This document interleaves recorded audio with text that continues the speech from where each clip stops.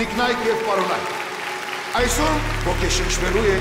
երաժշտական, իսկական հանճարի ներկայությամբ, Կոմիտասի ներկայությամբ։ Շատ տարիներ առաջ, երբ դուք դեռ ծնված էլ չէիք, աշխարհի կենտրոնում հայերն ու թուրքերը ապրում էին համերաշխ կյանքով,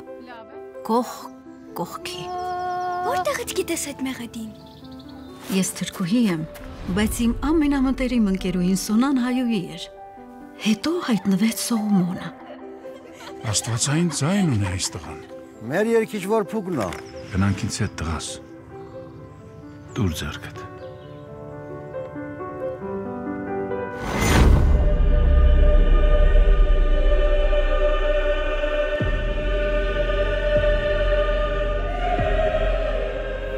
Սրիկա,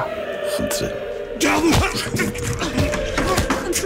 Խնդրում եմ, խաղճաս։ Վարալերս գնա։ Չեմ կարող, նա մեզ կմատնի, կզեկուցի, որ տանը հայ ենք թաքցնում, բոլորիս կսպանեն։ Գրում եմ վախը սրտումս, ամբողջ կայսրության տարածքում հակահայկական ապստամբություններ են, որոնք հասել են նաև քութին։